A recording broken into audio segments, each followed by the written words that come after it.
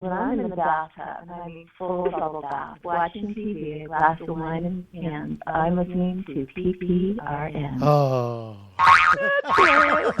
Girl! You remember that? I do. Do you play it? Yes, I do all the time. That's hilarious. I'm going to send you over to Phil. We'll talk to you again Wednesday, though. I can't wait. Hey, Yeah, Tracy. that'd be great. Well, Peter, stay on the interview. Yeah, Because Tracy's a pal of yours. Tracy, thanks for joining us on the online movie show tonight. Thank you for having me. Excellent. Lovely as always. She is incredible. What is the secret to your Wine? loveliness? I mean, Wine? I was looking through photos, what photo to run on our event page, and I spent a half hour going through all Google images of you. It's just extraordinary. Thank you. There's a lot of them up there, too, aren't there? Oh, yes. Yeah. Hey, I just put some new ones up on IMDb. Excellent. How do you do what you do? Is this genetics? Is this exercise, diet? What's your secret? I think it's all of the above. You know, it's just I'm always working to be the best me that I can be. I don't compete with anybody else. So I'm sure some of it's genetics, some of it's, you know, good old-fashioned exercise, because I lift really, really heavy. And I can outlift a lot of the guys even. Wow. Well, you say that you're not competing against anyone, but it's an interesting industry you're in to have that kind of philosophy. Because I would imagine that out in Hollywood, it's more than a little competitive to go get the good roles. You know, I think that's why I kind of got that attitude. I think as a teenager, you drive yourself crazy, you know, and you're always thinking about what everybody else is doing, and at a certain point you have to go, okay, I'm going to do what I'm doing. I'm not going to pay attention to what everybody else is doing. I look at what other people are doing who are more successful than I am. I use that for inspiration, but I don't look at my peers and try to be any better or try to outdo anybody. I just keep doing the next right thing. Just keep plugging away. What is Hollywood like, Tracy? I've never been out there, and my image of Hollywood is all these beautiful people sitting around pool, drinking mimosas, and saying stuff like, "I'll have my people call your people." Is that what it is, or is there a bit more to it? There's a lot more to it. It's very hustle bustle. You know, everybody's going somewhere. Everybody's got a very full schedule. You know, you'll find that people are busier out here than they are in other areas.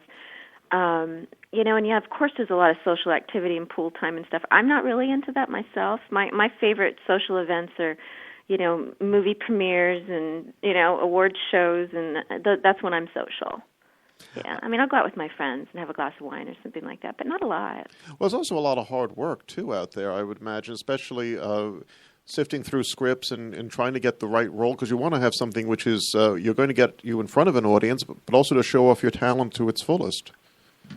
Well, it is, and you know, I don't really audition. I mostly get scripts. I actually miss the auditioning process a lot. But just going through the scripts and figuring out what your next step is really tricky, because you always want to make sure and not pull yourself backwards. You want to pull yourself forwards, and you always want to be challenged. You know, mind, body, emotions, everything. You want to do more than you did the last time, and you want to do something different than you did the last time. And my favorite thing, as I did this year again, is to do two totally different genres back to back and create two totally different characters, because that keeps the scripts coming in. Do you know what I mean? I do, and actually, that's a perfect segue to the next question. I wanted to ask you about these two projects. If you want to speak about, I think the Who's Jenna that's one of the projects. Yeah, Who's Jenna is a comedy that I shot on the East Coast, and it's outrageously funny. I mean, it's really outrageously funny, and I play the lead female in it, Jenna Casey, who my love interest in the film, played by Bill Sorvino. His character name is Jonathan, and Jonathan's best friend Andy, played by Joe D'Onofrio, thinks that, you know, he loves porn movies, and he thinks that I look like one of the famous actresses in it. And I mean, he loves them like he adores them. He thinks that they're these, you know, huge stars, and he looks at them like we look at the Academy Awards. You know, he thinks that that's what they're like, and so it's really quite funny. So he's always trying to there's just this humor interwrapped throughout the whole film, and there's a lot of other storylines going on at the same time. But boy, what a blast that was to film. And what was the second project that you're going to mention? Rogue Warrior Robot Fighter. Ooh. That is. What's that one about? Oh my God, I love this movie. It's big science fiction, you know. It's really big, and it's character-driven science fiction, which made it really, really fun and challenging all at the same time. And basically, the world's being overthrown by artificial intelligence, and my character is very, very. She's quirky and she's bright, and she doesn't think people are doing enough in order to put an end to it. So she sets out to do that, and she picks up a cast of characters along the way. And every character in this film has a journey, and my character has just these huge journeys. I mean, just really, really big, and it was just so much fun. So much. It challenged me emotionally. It challenged me physically. It challenged my skills in every single way that I can think of, and that's my favorite kind of a project. You know I'm over here in the background chuckling with all the words you're saying, right? Peter, you know me from the last time. Peter has a one-track mind, Yes, and it's not the scenic route. Yeah. No. What are we laughing about over there? When you were describing stuff, I don't remember the last interview. Last interview, I think we were like borderline ready for Alcoholics Anonymous, so we got a little tamed down this time. Very tamed down. Actually, I'm here with a bottle of water, and Peter has nothing in front of him. So it's. So how you been? I mean, like the last time we talked to you, you were going to do the movie about Jenna, weren't you, or no? Yes. Well, I did it. I've just done both of them, and they're both coming out right now. Actually, Jenna just premiered. When was I out there? Like a month ago, I think. I was up there. You were like out a here in the month East ago, Coast? and You didn't call us? Oh. What? You didn't call us? You were out here in the East Coast? You didn't call us? What's the matter with you? Where are you guys? We're in Connecticut. You're in Connecticut. We were in New Jersey. That's not that far. It's a 2-hour ride. I'll come get you. Where did you premiere in New That Jersey? would have been fun. Well, I am coming back out there. Let me know when you do. We'll either I'll come get you or we'll Uber you in or something. I don't know. I will. I Uber think it's driver, only a few weeks away. I'm an Uber Yeah. driver. Yeah. Yeah, Where it'd be did you fun. premiere your film in New Jersey? Hmm? Where did you premiere the film in New Jersey? Oh, gosh. House of Independence? Is it in Newark? Yes. Because I have family in Newark, too, so I'm very, very So you familiar with could've Newark. come. We, I put it all over the place. It's all over my social media. But you're probably like me. You probably are posting rather than reading. yeah, kind of. I'm not going to lie to you. But I grew up, basically, I didn't grow up in Newark, but my family was from Newark. And I used to hang out as a kid on Ferry Street. I'm not sure if you're familiar with that. It's over by Penn Station. Wait a minute. House of Independence is Asbury Park. Oh, Asbury Park. By Penn Station? You know what? I am such not a New Jersey girl, so Me it's like neither. I'm just completely lost out there. It's like when the car comes and picks me up, I get in it and I go where I'm supposed to go. Oh, look at her. Yeah. Why? But I did try broccoli Robbie. You did? What is that? I'd never had it before because I was working with all these Italian American guys, and they're like talking about all these things. I have no idea what they're talking about. Is it a vegan store or something? Broccoli Robbie? It's like this spicy Italian broccoli. It's amazing. Is it? It's really good. I don't remember that interview very well as far as what you ate, but did you not eat meat or something? Is that what it was? Or I don't eat meat. that's right. Yeah. I knew it was something. Are you like that. vegan or She's- vegetarian? Vegetarian. I started out. I was a vegan for 10 years. Yeah, I remember. And you've that. never seen somebody eat so much food as I had to eat. And I'm like, okay, I'm over this. I'm going to eat dairy. It's like I'm starving. Glass of milk with ice and some Twinkies. Why'd you become a vegetarian, Tracy? Is it? Look at her. I did. Well, I I'd did in like high to look school. at her. Yes. So at her. I was on all these different sports teams. And one of my coaches just was telling me that it makes you more of a machine, and I love being a machine. I mean, I love being, pure enough that my body, like I don't eat sugar. I had sugar on my birthday, and I was like, oh my gosh, the next day at the gym I was like a slug. So it's like I don't eat chemicals. I try not to eat anything that's frozen, even though I do sometimes, but I try to not eat chemicals and not eat meat and not eat anything that's going to slow my system down. You're no fun. I'm kidding. You're a lot of fun. You're a lot of fun. I couldn't go through life without meat, and you know what? I applaud you for that because I can't. I'm a big protein guy, and I can't go through like anything without any meat or anything. Well, there's vegetable protein. Yeah, There's a but lot of protein. I have to have 100 grams of protein a day, and I'm always constantly trying to figure out what has protein. There's tons of protein. What is it? Like a All pepper? kinds of stuff has protein in it. What like a pepper? And you used the word can't. I know I could. But listen. I'm lazy by nature. I'm not. I hate the word can't. I know. I'm sorry, but I don't have abs like I used to have and stuff like that. I'm not huge, but I'm not like I used to be. I'm 46. And you're not Tracy Yeah. Birdsall. And I'm not Tracy Birdsall. Okay, I'll carry the apps for you. All right. What is your exercise regimen like, Tracy? What do you have to do to? Because you mentioned you did heavy lifting. What else is there? Mostly heavy lifting. Like you need cardio, you need weight conditioning, and I also do fight training.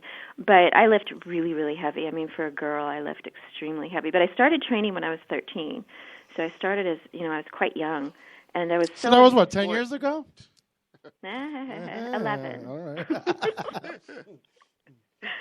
And so it just builds from there. So I work with a trainer, and I don't leave the gym until I'm either hardly able to walk or quivering. I mean, I really work out hard. Like it's heavy weights, but it's also cardio because it keeps you moving. Any new projects coming up as far as movies or stuff?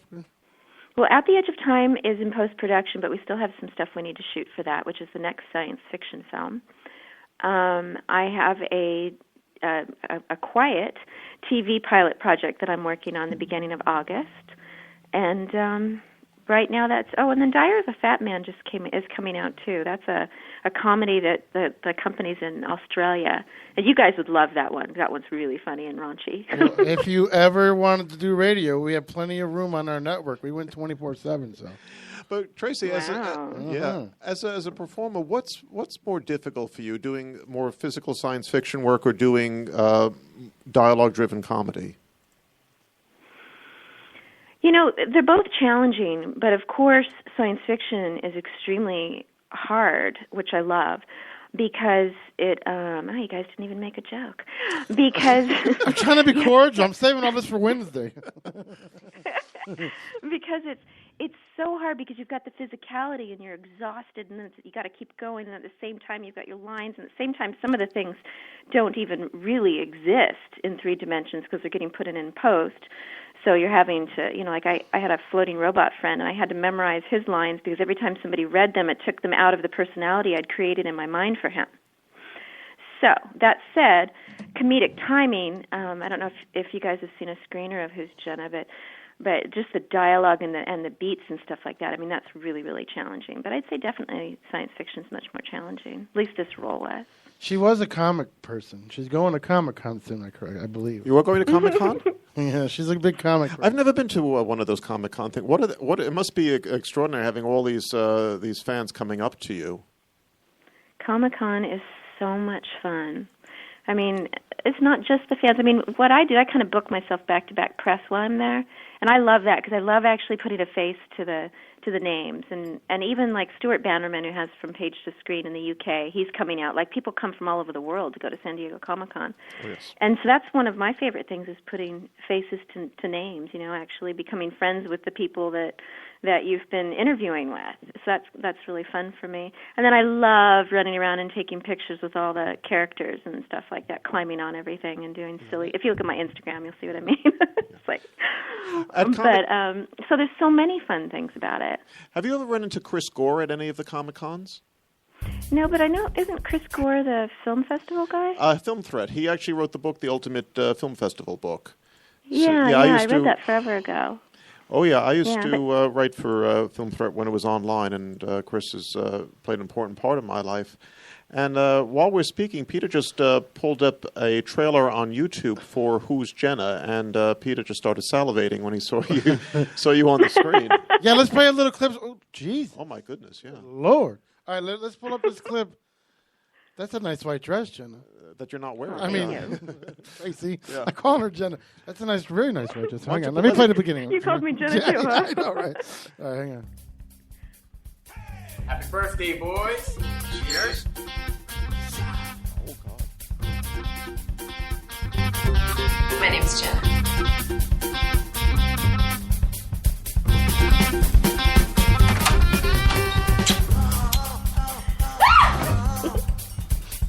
Now, wait. I'm gonna put this on. What? I'm gonna put this on our page. But when you're doing the scenes, are these guys getting like weirdly aroused or what? I have no idea. You don't I can't know. think about that. Okay, good. You don't want to because it's like being with a teacher. It's creepy, right? You can't let your mind go there. Okay, good. Yeah, but what about if he's a really hot guy though? Yeah. But But you're not thinking about that at the time. You're absolutely just like living it. It looks very erotic, by the way, that show. Well, maybe I'm looking at it as too much of a film buff, but I'm seeing a lot of Jane Mansfield in the performance, in not only just the obvious physical beauty, but also it's just the sense of self-deprecatory comedy that you know that you're having fun with this, and the audience is in on the laugh with you. Yeah, exactly. Well, you have to look at life that way, so that's easy to play. You know. Oh, wait a minute. You just sent me another one. That's in your attitude. Okay.